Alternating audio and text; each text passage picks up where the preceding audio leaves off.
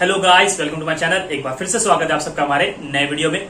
Guys, आज की video में हम लोग बात करने वाले हैं कि यूजीसी नेट एग्जाम किसे कहते हैं। ओके, बहुत सारे लोगों का मैसेज आ रहा था कि सर यूजीसी नेट के ऊपर वीडियो बनाओ, तो मैंने सोचा कि उसके बारे में एक वीडियो बनाया जाए कि सभी लोगों को जो वो क्लियर हो जाए कि यूजीसी नेट एग्जाम क्या होता है, कौन लोग उसको दे सकते हैं, इस एग्जाम के बाद में हमको कहां पे जॉब मिलेगी। ओके, तो बेसिकली गाइस ये यूजीसी नेट जो एग्जाम है, अगर किसी को प्रोफेसर बनना है, कॉलेज में पढ़ाना है या पीएचडी करना है तो उसके लिए दिया जाता है। ओके, तो गाइस आज हम लोग देखने वाले कि यूजीसी नेट एग्जाम क्या होता है, सेट एग्जाम क्या होता है, और नेट और सेट में दोनों में डिफरेंसेस क्या होते हैं, और UGC net and UGC net JRF में क्या डिफरेंसेस होते हैं। ओके, तो आज की वीडियो को हम लोग शुरू करते हैं।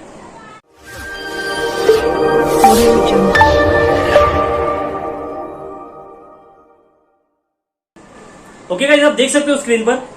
सबसे पहला है what is UGC net exam. Okay, तो सबसे पहले हम लोग देखते हैं गाइस ये यूजीसी नेट किसे कहते हैं। तो यूजीसी नेट ये बेसिकली एक फुल शॉर्ट फॉर्म है। इसका फुल फॉर्म है university grants commission national eligibility test. Okay, तो बेसिकली गाइस ये जो टेस्ट होता है वो नेशनल लेवल पे होता है। Okay, it is a national level exam conducted in order to select candidate for only assistant professor और for research JRF in Indian universities and college. तो गाइस बेसिकली यहां पे बता दिया गया है कि ये जो एग्जाम होता है यूजीसी नेट, इसका मेन ऑब्जेक्टिव ये है कि ये एग्जाम जो भी देता है वो इंडिया की यूनिवर्सिटीज में और इंडिया के कॉलेजेस में गाइस वो क्या कर सकता है, एज अ असिस्टेंट प्रोफेसर जो है वो पढ़ा सकता है, वर्क कर सकता है। ओके, और रिसर्च भी कर सकता है। It is a computer-based exam conducted by the NTA National Testing Agency on the behalf of UGC।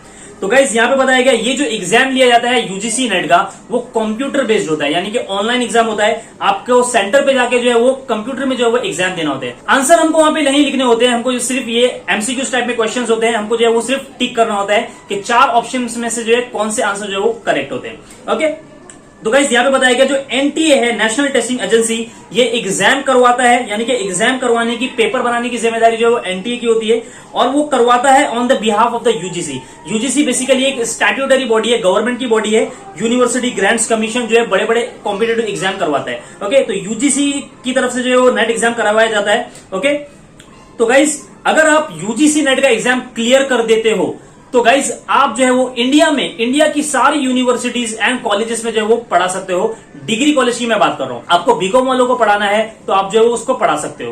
Okay, तो डिग्री कॉलेज के लिए जो है गाइज ये यूजीसी नेट एग्जाम क्रैक करना जरूरी है। अगर आपको एडेड कॉलेज में यानी कि गवर्नमेंट कॉलेज में गाइज आपको असिस्टेंट प्रोफेसर की जॉब चाहिए, प्रोफेसर की जॉब चाहिए, तो गाइज आपको ये एग्जाम जो है वो क्लियर करना पड़ेगा। ओके, अभी देखते हैं हम लोग कि सेट एग्जाम किसे कहते हैं। What is SET exam? State eligibility test. तो गाइस जो सेट एग्जाम है उसका जो है वो फुल फॉर्म है state eligibility test. It is a state level exam conducted in order to select the candidates only for the assistant professor in colleges of their respective states. तो guys जैसे UGC NET है उसी तरह same जो है वो set exam होता है। डिफरेंस ये है कि नेट का एग्जाम जो है गाइस अगर हम उसमें क्लियर कर देते हैं नेट का एग्जाम, तो हम पूरे इंडिया की कॉलेजेस में, पूरी इंडिया की यूनिवर्सिटीज में जो है हम लोग असिस्टेंट प्रोफेसर की जॉब के लिए अप्लाई कर सकते हैं। लेकिन अगर हम सेट का एग्जाम देते हैं, स्टेट एलिजिबिलिटी टेस्ट का एग्जाम देते हैं, तो सिर्फ गाइस जिस स्टेट में हम रह रहे हैं, फॉर एग्जाम्पल अगर हम महाराष्ट्र में रह रहे हैं और हमने महाराष्ट्र में सेट का एग्जाम दिया है, तो गाइस हम लोग महाराष्ट्र की कॉलेजेस में जो है वो अप्लाई कर सकते हैं असिस्टेंट प्रोफेसर के लिए। ओके गाइस, हर स्टेट में जो है वो सेट का एग्जाम करवाया जाता है। फॉर एग्जाम्पल यहाँ पे लिखा हुआ है एग्जाम्पल महाराष्ट्र सेट, केस है Kerala set, MP Madhya Pradesh set etcetera. तो यानी कि हर स्टेट में जो है गाइस वो सेट का एग्जाम होता है। ओके, तो महाराष्ट्र में भी सेट का एग्जाम है। तो अगर आप महाराष्ट्र सेट का एग्जाम देते हो तो आप महाराष्ट्र की जितनी भी कॉलेजेस होगी वहां पे जो है गाइस आप अप्लाई कर सकते हो असिस्टेंट प्रोफेसर की जॉब के लिए एडेड कॉलेज में। ओके,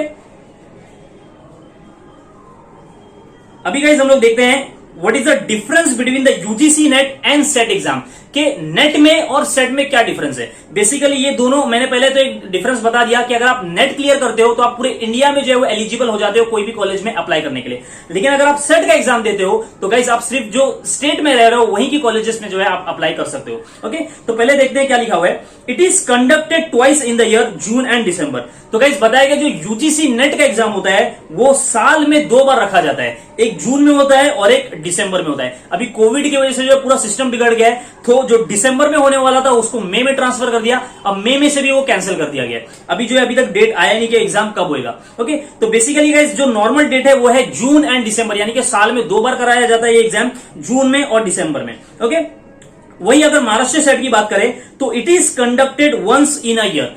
लेकिन सेट एग्जाम जो है गाइस, महाराष्ट्र सेट को मैंने यहां पे कंसीडर किया है कंपैरिजन के लिए, तो महाराष्ट्र सेट का जो एग्जाम होता है वो साल में सिर्फ एक ही बार होता है, वो भी जून के महीने में होता है। ओके, उसके एप्लीकेशन जो है वो गाइस बहुत पहले ही आ जाते हैं। अभी ये बताया गया जो यूजीसी नेट एग्जाम है it is online MCQ exam. जो यूजीसी नेट एग्जाम है हम लोग ने ऊपर ही पढ़ा था कि एक कंप्यूटर बेस्ड एग्जाम होता है, एमसीक्यू टाइप्स के क्वेश्चंस होते हैं और वो कंप्यूटर फॉर्म में जो है गाइस हमको देखने को मिलते हैं। ओके, कंप्यूटर में एग्जाम हमको सॉल्व करना पड़ता है। लेकिन गाइस सेट का एग्जाम है it is offline exam. Okay, offline MCQ exam होता है। तो गाइस सेट का भी एग्जाम है, आपको क्वेश्चन आंसर नहीं लिखना है, आपको सेम जो यूजीसी नेट की तरह क्वेश्चन रहते हैं और एबीसीडी करके 4 ऑप्शंस होते हैं। ओके, लेकिन डिफरेंस ये है कि सेट के एग्जाम में गाइस आपको जैसे 10th और 12th में बोर्ड का क्वेश्चन पेपर कैसे मिलता है उसी तरह जो है सेट एग्जाम में आपको जो है क्वेश्चन पेपर दिया जाता है और आंसर करने के लिए आपको एक ओएमआर शीट दी जाती है। ओएमआर शीट कुछ इस तरीके से दिखाई देती है। ओएमआर शीट में जो है गाइस आपको क्या करना होता है, क्वेश्चन पेपर में क्वेश्चन पढ़ के आपको जो आंसर लग रहा है आपको जो है ओएमआर शीट में वहां पे टिक करना होता है। बेसिकली क्या करना होता है, सर्कल करना होता है उस ऑप्शन को। उस ऑप्शन को क्या करोगे आप, पूरा डार्क कर दोगे। ओके, उसी तरह सेकंड क्वेश्चन आप पढ़ोगे, सेकंड क्वेश्चन में जो है गाइस आपको ओएमआर शीट में क्या करना है, जो भी आपको आंसर लग रहा है उसको आपको जो है क्या करना पड़ता है, मार्क करना पड़ता है पेन से। ओके, तो ऐसा होता है सेट का एग्जाम। उसके बाद में गाइस बताया गया नेट में after clearing we can teach as a professor in all over the Indian colleges. अगर आप नेट का एग्जाम क्लियर कर लेते हो तो आप पूरे इंडिया में कोई भी कॉलेजेस में जो गाइस आप अप्लाई कर सकते हो प्रोफेसर के लिए। ओके, वही सेट की बात करें तो after clearing we can teach as professor only in respective state college. खाली गाइस यहाँ पे हम एलिजिबल होंगे, हमारा जो स्टेट है उसी की कॉलेज में जो गाइस हम लोग पढ़ा सकते हैं। पूरे इंडिया लेवल पे गाइस हम लोग नहीं पढ़ा पाएंगे अगर हम सेट का एग्जाम क्लियर करते हैं तो।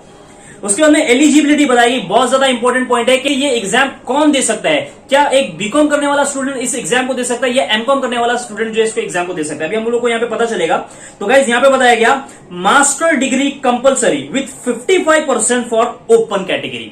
तो गाइस सबसे पहले बात बताई गई कि अगर आपको नेट का एग्जाम देना है तो आपको मास्टर डिग्री यहाँ पे कंपलसरी है। Master degree for example MCom कर सकते हो आप, मास्टर ऑफ कॉमर्स करने के बाद में गाइस आप जो है वो एग्जाम के लिए अप्लाई कर सकते हो। ओके, तो गाइस मास्टर डिग्री भी कंप्लीट होना चाहिए आपकी और यहाँ पे शर्त बताएगी कि 55% आपके मार्क्स आना चाहिए फाइनल एग्जाम में।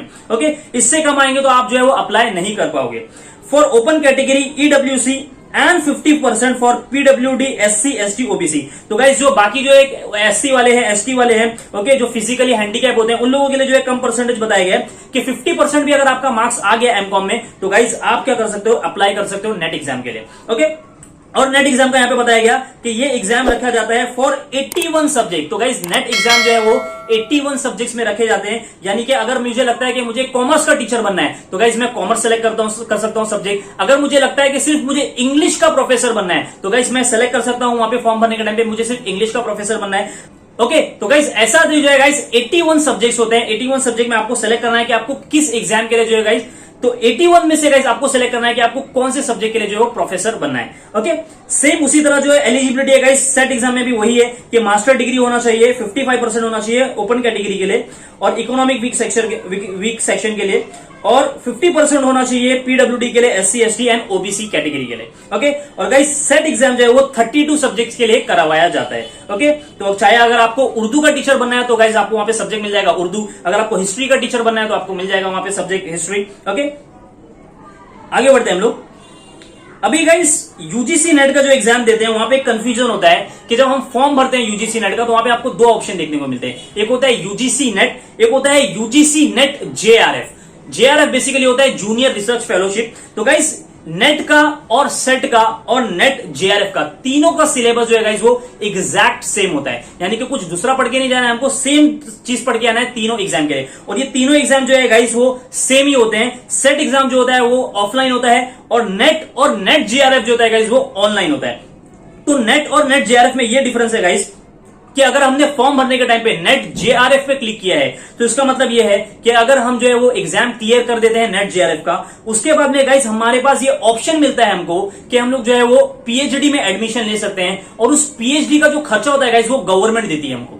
जी हाँ बिल्कुल, गवर्नमेंट जो है गाइस हमको पीएचडी का खर्चा देती है। मंथली जो है गाइस हमको 30 से 35 हजार मिलते हैं अगर हम नेट जेआरएफ को क्लियर कर लेते हैं। तो नेट का एग्जाम और जेआरएफ का एग्जाम दोनों का क्वेश्चन पेपर भी यहां तक के सेम होता है, सिलेबस भी सेम है। बस आप जब आप फॉर्म भरते हो नेट जेआरएफ का और या नेट का, तो वहां पे आपको जो है वो ऑप्शन मिलता है कि आपको नेट देना है या आपको नेट जेआरएफ देना है। ओके, तो सारे कैंडिडेट जो है गाइस वो मिलके ही एग्जाम देते हैं, खाली बस हमारे फॉर्म में ये लिखा होता है कि हमने नेट के लिए अप्लाई किया है और हमने नेट और जेआरएफ के लिए अप्लाई किया है। तो जो गाइस नेट जेआरएफ को क्लियर कर देते हैं तो वो जो है गाइस वो एलिजिबल हो जाते हैं कि अगर उनको पीएचडी में एडमिशन लेना है तो गाइस वो एडमिशन लेने के बाद में जो है गाइस गवर्नमेंट उनको जो है वो 30 से 35 हजार जो है वो देती है पीएचडी की पढ़ाई के लिए। ओके, तो गाइस हम लोग यहां पे देखते हैं JRF is stand for junior research fellowship. It is same as UGC NET. Once you clear UGC NET JRF, you can apply for assistant professor or junior research fellowship. If you wish to pursue higher studies like MPhil or PhD from UGC participating institutes. तो guys यहाँ पे बताया गया कि पहले तो बता दिया गया जो UGC NET JRF है वो सेम UGC NET ही है, बस डिफरेंस ये है कि अगर आप UGC NET JRF को क्लियर कर देते हो तो यहाँ पे चाहो तो आप कोई कॉलेज में पढ़ा सकते हो या तो गाइज आप क्या कर सकते हो, फर्दर स्टडी कर सकते हो, यानी कि पीएचडी में एडमिशन ले सकते हो। ओके, और पीएचडी में एडमिशन लेने के बाद में गाइज आपको जो है वो बेनिफिट मिलेगा, अभी हम लोग देखेंगे आगे क्या बेनिफिट मिलता है। While doing your research work PhD and studies you get the JRF scholarship amount stipend of ₹31,000 per month for the initial 2 years। तो गाइस आपका पीएचडी जो है वो ऐसा तो 1 साल का 2 साल का तो होता नहीं है, वो बेसिकली 3 या 4 साल का होता है। तो गाइस इनिशियल 2 years यानी कि स्टार्टिंग के 2 साल तक गाइस आपको जो है वो मंथली जो है गाइस वो 31,000 जो है गवर्नमेंट आपको देती है। ओके, एंड बताया गया and Indian ₹35,000 for the remaining tenure. और बाकी का जो पीरियड बचेगा आपका पीएचडी का खत्म होने का, तो वहां पे गाइस आपको जो अमाउंट बढ़ जाता है 31,000 से जो गाइस वो 35,000 हो जाता है। ओके, और भी जो है गाइस बहुत सारे अमाउंट मिलते हैं, हाउस रेंट अलाउंसेस मिलता है हमको, और सारे बहुत सारे जो है गाइस छोटे मोटे जो है वो अमाउंट इसमें ऐड करके और मिलते रहते हैं हमको monthly. Additionally, you also get a contingency amount and HRA as per the university's rules। तो गाइस आपको कंटीजेंसी अमाउंट भी मिलता है, HRA यानी कि हाउस रेंट अलाउंसेस के नाम पे भी कुछ पैसे मिलते रहते हैं मंथली। ओके, यहां पे बताया गया एक और चीज important, the question paper for UGC net and net JRF is same but both have a different cut off. यहां गाइस बहुत ज्यादा इंपॉर्टेंट चीज आ गई कि यहां पे बताया गया कि जो नेट है और नेट जेआरएफ है दोनों का क्वेश्चन पेपर तो सेम होता है, लेकिन जो कट ऑफ लगता है कि कितना कट ऑफ होने के बाद में जो है गाइस आप इसको क्लियर करोगे, तो गाइस ये कट ऑफ में जो है वो डिफरेंस होता है। कट ऑफ का मतलब ये होता है कि सपोज के यहाँ पे जो यूजीसी नेट में जो पासिंग मार्क्स है बेसिकली वो 40% होता है, तो 40% आपने पासिंग मार्क्स कवर कर लिया, उसके बाद में जो है गाइस गारंटी नहीं है कि आपको सर्टिफिकेट मिलेगा नेट का। आपको सर्टिफिकेट तब मिलेगा जब आप कट ऑफ डिसाइड की जाती है उस कट ऑफ को अगर आप क्रॉस कर लेते हो तभी जो है गाइस आपको सर्टिफिकेट मिलेगा यूजीसी नेट का, अदरवाइज आपको सर्टिफिकेट नहीं मिलेगा पास होने के बाद में भी। कट ऑफ का मतलब ये होता है बेसिकली सपोज किया जाता है कि एग्जाम बहुत सारे कैंडिडेट्स ने दिया, उसमें से गाइस जो एवरेज जो है वो कट ऑफ निकाला जाता है। फॉर एग्जाम्पल कट ऑफ आ गया 60%, तो 60% आ गया नेट का कट ऑफ, यानी कि अगर मैंने नेट का एग्जाम दिया है और उसमें अगर मेरे को 59% भी अगर मैंने स्कोर किया है, ओके, तब भी गाइस मुझे सर्टिफिकेट नहीं मिलेगा नेट का, क्योंकि कट ऑफ को मैंने क्रॉस नहीं किया। या तो मेरा 60% आना चाहिए था या तो 60% के ऊपर आना चाहिए था। ओके, 40% पासिंग है लेकिन फिर भी मुझे सर्टिफिकेट यहां पे नहीं मिलेगा क्योंकि कट ऑफ में मेरा परसेंटेज नहीं मैच हो रहा है। ओके, उसी तरह गाइस नेट जेआरएफ का भी जो है वो कट ऑफ लगाया जाता है और नेट जेआरएफ का कट ऑफ जो है वो नेट के कट ऑफ से हमेशा ज्यादा होता है, 5-10% जो है वो ज्यादा देखने को मिलता है। तो सपोज कि नेट का कट ऑफ उन लोगों ने 60% लगाया है, तो नेट एंड जेआरएफ का जो है कट ऑफ गाइस वो लगेगा 65% या 70% लगेगा। ओके, तो गाइस अगर मैंने नेट एंड जेआरएफ का फॉर्म भरा है और मेरा कट ऑफ जो है वो सिर्फ 60% आया, तो गाइस मुझे यहाँ पे नेट का सर्टिफिकेट मिल जाएगा क्योंकि मैंने नेट की कट ऑफ को जो है वो पार कर लिया। ओके, लेकिन मुझे जो है गाइस पीएचडी का जो है बेनिफिट नहीं मिलेगा, क्योंकि पीएचडी का जो बेनिफिट है 31,000 35,000 वो मेरे को नहीं मिलेगा क्योंकि मैंने जेआरएफ को क्वालिफाई नहीं किया, क्योंकि मैंने जेआरएफ का जो कट ऑफ था उसको क्रॉस नहीं किया।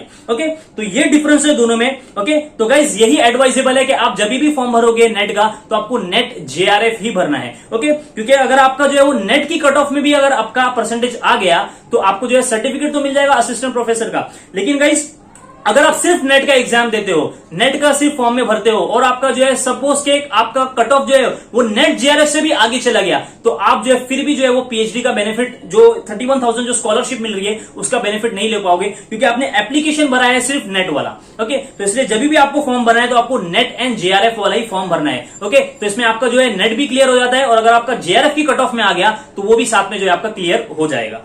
ओके, अभी देखते हैं गाइस कि यूजीसी नेट और सेट एग्जाम का जो वो पेपर पैटर्न क्या है। तो गाइज यहाँ पे ये जो यूजीसी नेट है उसमें जेआरएफ भी इंक्लूडेड है, क्योंकि मैंने बता दिया कि नेट और नेट जेआरएफ जो है वो सेम ही है। ओके, तो यहाँ पे हम लोग देखते हैं नेट और सेट, जो स्टेट लेवल पे एग्जाम होता है सेट वाला, उसका भी जो है पेपर पैटर्न दोनों का सेम ही है, इसलिए मैंने दोनों को साथ में लिख दिया। देखते हैं क्या लिखा है। UGC net JRF and set exam contains two papers that candidates need to complete in duration of the 3 hours. Okay, तो गाइज यहाँ पे बताया गया जो चाहे वो नेट का पेपर हो चाहे वो सेट का पेपर हो, ओके, उसके लिए गाइज हमको 3 घंटे दिए जाते हैं पेपर को कंप्लीट करने के लिए। ओके, यहाँ पे बताया गया both paper 1 and paper 2 contain objective types question. तो गाइज हमको यहाँ पे 2 पेपर करने होते हैं, एक पेपर होता है पेपर 1, एक होता है पेपर 2। यही 3 घंटे में गाइज हमको पेपर 1 और पेपर 2 दोनों को करना होता है, कोई यहाँ पे ब्रेक नहीं दिया जाता है। ओके, तो गाइज बताया गया आगे दोनों जो है वो पेपर जो है वो ऑब्जेक्टिव टाइप्स के क्वेश्चंस होते हैं। It is mandatory for the candidate to attempt question from both the papers. सारे कैंडिडेट्स के लिए गाइज ये मैंडेटरी कंपलसरी के दोनों ही पेपर के जो क्वेश्चंस को जो है वो अटेम्प्ट करना है। लेकिन गाइज हम लोग के ऊपर ऑप्शन है कि हम लोग चाहे तो पेपर 1 शुरू कर सकते हैं स्टार्टिंग में, चाहे तो पेपर 2 से शुरुआत कर सकते हैं। ओके, आगे पीछे हम लोग इसको शुरुआत कर सकते हैं। लेकिन गाइज सेट एग्जाम में ऐसा नहीं होता। सेट एग्जाम में सिर्फ पेपर 1 ही पहले हम लोग को करना होता है और पेपर 2 जो है गाइज हमको बाद में दिया जाता है। लेकिन नेट और नेट जेआरएफ में तो गाइज हम लोग कहीं से भी स्टार्ट कर सकते हैं।